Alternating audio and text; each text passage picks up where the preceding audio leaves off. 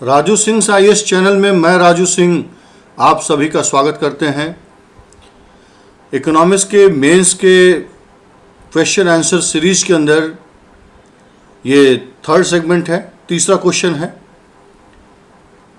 और इसके अंदर हम दिखाने जा रहे हैं कि किस तरीके से प्रश्न लिखा जाता है, क्या क्या सावधानियां बरती जाती हैं। ये हम निरंतर आपको बता रहे हैं। पिछले दो क्वेश्चन जारी कर चुके हैं, आप लोग देखे होंगे। जो लोग नहीं देखे हैं, पिछले दो क्वेश्चंस का आंसर हमने दी हैं और ये सीरीज में इसी तरीके से 2013 से लेकर के, यानी जब नया सिलेबस लाया गया है यूपीएससी मेंस एग्जामिनेशन में, तब से हमने 2019 तक के सारे क्वेश्चन का उत्तर देने जा रहे हैं। जो लोग वीडियो चैनल को सब्सक्राइब नहीं किए हैं, कृपया सब्सक्राइब कर ले ताकि आपको मैसेज मिलता रहे। अब आगे देखिए, क्वेश्चन है, भारतीय अर्थव्यवस्था में वैश्वीकरण के परिणाम स्वरूप औपचारिक क्षेत्र में रोजगार कैसे कम हुए? क्या बढ़ती हुई अनौपचारिकता देश के विकास के लिए हानिकारक है? आप देखिए कि इस पूरे क्वेश्चन के अंदर तीन शब्दों का इस्तेमाल हुआ है: वैश्वीकरण, औपचारिक क्षेत्र और तीसरा है अनौपचारिक क्षेत्र। जैसा कि फर्स्ट क्वेश्चन के आंसर में हमने ट्रिक बताई थी कि जो ये शब्द दिए होते हैं, पहले इनको डिफाइन करना जरूरी होता है।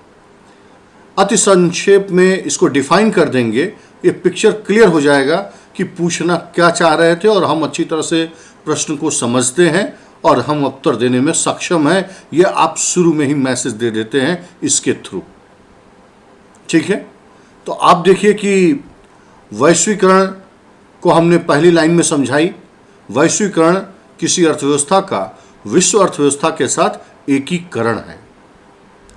वैश्वीकरण किसी अर्थव्यवस्था का विश्व अर्थव्यवस्था के साथ एकीकरण है, ठीक है, ये डिफाइन कर दिया। अब इसका इम्पैक्ट क्या पड़ा जब हमने 1991 में भारत ने एलपीजी का मॉडल अपनाया था, लिबरलाइजेशन, प्राइवेटाइजेशन और ग्लोबलाइजेशन। यानी उस ग्लोबलाइजेशन से हमारे देश में अब बात आती है कि औपचारिक रोजगार। अब सवाल है कि औपचारिक रोजगार क्या होता है, जरा उसको भी डिफाइन कर दिया जाए।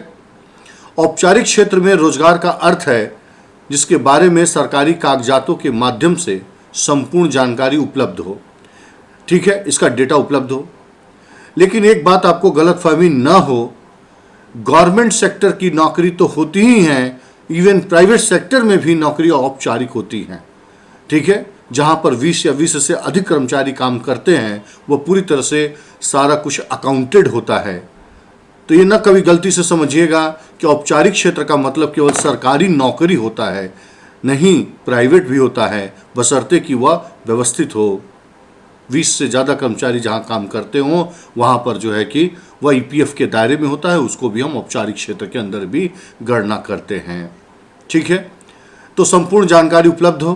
तथा अनौपचारिक क्षेत्र रोजगार उपक्रमों एवं कार्यरत व्यक्तियों के बारे में सही जानकारी न होना तथा श्रम शक्ति के बारे में केवल अनुमान लगाना। अब कितने ठेले वाले हैं, खोमचे वाले हैं और फेरी वाले हैं, ये सब जो है अनौपचारिक क्षेत्र में आ जाते हैं, कृषि क्षेत्र में आ जाते हैं, यानी इसमें कृषि मजदूर हैं उनके बारे में। तो ये सारी चीज़ों का बहुत सटीक संख्या पता नहीं होता है। न तो रोजगार देने वाले, न तो उसमें रोजगार पाने वाले, इनके बारे में व्यवस्थित विवरण नहीं होता है। तो इसको हम अनौपचारिक क्षेत्र कहते हैं और औपचारिक जहाँ पर पूरा रिकॉर्ड उपलब्ध होता है। अब आगे देखिए, यहाँ तो हमने, आप देख रहे हैं कि 4 लाइन के अंदर डिफाइन कर दी कि वैश्वीकरण क्या है, औपचारिक क्षेत्र क्या है, अनौपचारिक क्षेत्र क्या है। अब हम प्रश्न के अगले हिस्से में ये दिखाने चल रहे हैं कि वैश्वीकरण के कारण क्यों औपचारिक क्षेत्र में रोजगार कम हुआ और क्यों अनौपचारिक क्षेत्र में रोजगार बढ़ा, और ये अर्थव्यवस्था के लिए लाभदायक है या नहीं, ठीक है। आइए, ये मेरी अर्थव्यवस्था की पुस्तक जो आने वाली है आप लोगों के लिए, और ये मेरा ऑनलाइन लाइव पेड कोर्स है मॉडल कोर्स के रूप में, इकोनॉमी प्री प्लस मेंस, और 120 आवर्स के अंदर कंप्लीट कोर्स आप सीख सकते हैं यहाँ पर प्री मेंस राइटिंग स्किल सब कुछ इसके अंदर है। इसी तरह से polity pre plus mains 120 hours का 6000 फी है। और इसी तरह से IR, सोशल इशू और इंटरनल सिक्योरिटी का भी एक पैकेज है, ये भी 60 डेज के अंदर 120 आवर्स में ये भी 6000 का है। जो लोग इंटरेस्टेड होंगे 9871115460 पर लिखेंगे, व्हाट्सएप में कॉल करेंगे, जानकारी प्राप्त करेंगे। चलिए, 1991 के पश्चात औपचारिक क्षेत्रों में भारत में रोजगार में कमी हुई, क्योंकि सार्वजनिक उपक्रमों में छटनी की गई। ठीक है, आप देखिए कि ओवर क्राउड था, ढेर सारा सार्वजनिक क्षेत्र में एम्प्लॉय भर लिए गए थे और वो घाटे में चल रहे थे।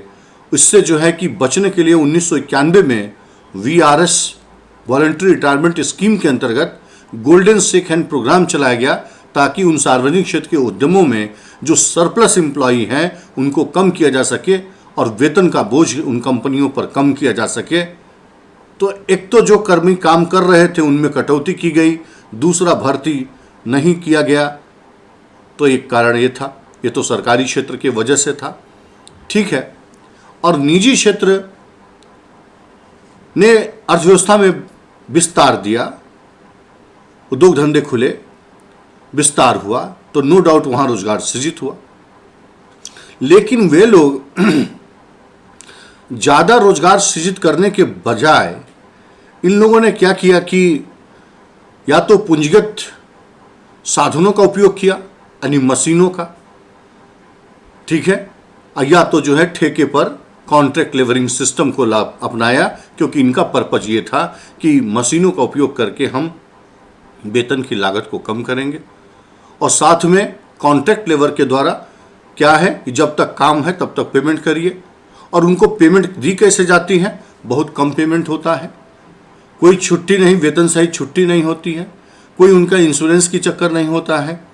ठीक है, तो कहने का मतलब कि वहाँ पर लागत कम आती है। तो अपने को अंतर्राष्ट्रीय बाजार में कॉम्पिटिटिव बने रहने के लिए ये कंपनियां उत्पादन तो बढ़ाई, लेकिन ज़्यादा एम्प्लॉयमेंट जनरेट नहीं किया, और जो किया भी वो कहाँ किया, वो कहाँ कॉन्ट्रैक्ट लेबर के द्वारा, संविदा मजदूरी के माध्यम से, संविदा के माध्यम से। तो ये रीजन रहा। लेकिन अब देखना है कि अर्थव्यवस्था पर इसका क्या प्रभाव पड़ता है। ठीक है, तो देखिए, सार्वजनिक उपक्रमों में छटनी की गई तथा नई भर्तियां नहीं की गई, और निजी क्षेत्र वैश्विक प्रतियोगिता के कारण अपनी लागत को कम रखने के लिए औपचारिक के बजाय अनौपचारिक क्षेत्र में ज़्यादा रोजगार सृजित किए। पूंजी प्रधान तकनीक यथा मशीनीकरण, स्वचालन, आउटसोर्सिंग और कंप्यूटरीकरण के द्वारा रोजगार को विस्थापित किया गया, तथा कॉन्ट्रैक्ट के द्वारा अपने कंपनियों के कार्य पूरे किए गए, क्योंकि औपचारिक क्षेत्र में खर्च अधिक होता है, क्योंकि वेतन देनी पड़ती है, वेतन अच्छी होती है, छुट्टी सहित वेतन देना पड़ता है, स्वास्थ्य सुविधाएं, मातृत्व लाभ, पेंशन, श्रमिक सुरक्षा, ये सब चीज़ें औपचारिक क्षेत्र में देनी पड़ती है। जबकि मजदूरों को इस तरह से कोई सुविधा नहीं दी जाती अनौपचारिक क्षेत्र में। कठोर श्रम कानून होने के कारण भी कंपनियां संविदा आधारित रोजगार सृजित किए, ये भी एक कारण था। अनौपचारिक क्षेत्र श्रमिक वर्ग के लिए काफ़ी नुकसानदेह होता है। इससे उनको सामाजिक प्रतिष्ठा नहीं, अच्छा वेतन नहीं, और ना तो कोई उनको सुविधा मिलती है। तो ये सब अनौपचारिक क्षेत्र के लोगों के लिए तो नुकसानदेह होता ही है। साथ में अगर आप देखेंगे तो इससे जो है कि सरकार के राजस्व में कमी होती है, कुशलता में कमी होती है, प्रति श्रमिक उत्पादकता कम रहती है, उनके द्वारा उत्पादित की गई वस्तुओं की क्वालिटी कम रहती है। जब गुणवत्ता ठीक नहीं होगा, आप सस्ते मजदूर तो रख लेंगे, अकुशल मजदूर सस्ते दर पर तो रख लेंगे, लेकिन अगर गुणवत्ता ठीक नहीं होगी तो अंततः आपका निर्यात प्रभावित होगा, मार्केट में आप स्थान नहीं बना पाएंगे। तो तात्कालिक लाभ जरूर दिखा कि हमने वेतन कम दी, लेकिन अल्टीमेट उसका नुकसान होगा, क्योंकि आपका निर्यात प्रभावित होगा। तो इस तरीके की समस्या के कारण देश को भी नुकसान देखने को मिलता है इस टेंडेंसी से। अब निष्कर्षतः हम ये कह रहे हैं कि अब जैसे ये कहा जा सकता है कि निष्कर्षतः यह कहा जा सकता है, कैसे शब्द को आप कम कर सकते हैं वो भी कला सीखिए। हम यहाँ ये भी लिख सकते हैं कि निष्कर्ष है कि, जरा सीखिएगा, निष्कर्ष है कि। अब यहाँ से मैंने क्या किया कि एक ऐसा गेम खेला कि यह कहा जा सकता, 4 शब्द हमने उड़ा दी, 1 2 3 4, 4 शब्द हमने कम कर दिए और हमारे राइटिंग में कोई दुष्प्रभाव इसका नहीं पड़ेगा। इसी को कहते हैं सारगर्भित लेखन कहते हैं। कैसे आप कम शब्द सीमा में अपनी बातें कह जाएं और वह सेंटेंस अधूरी भी ना हो। तो निष्कर्ष है कि, इतने से भी आप सटीक उत्तर दे रहे हैं। और निष्कर्षतः यह कहा जा सकता है कि, तो यहाँ पर 1 2 3 4 शब्द आप कम कर दिए। ठीक है, अगर लिखने का अवसर है तो लिखिए, नहीं है तो इसको हटाइए। तो यही सीखना होता है।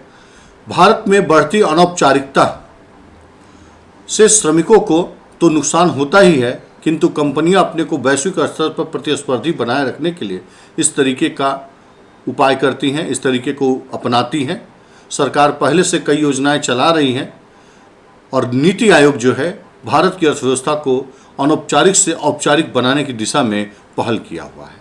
आजकल नीति आयोग का फोकस्ड है, सरकार भी बहुत सारे योजनाओं के माध्यम से अनौपचारिक से औपचारिक बनाने की दिशा में है।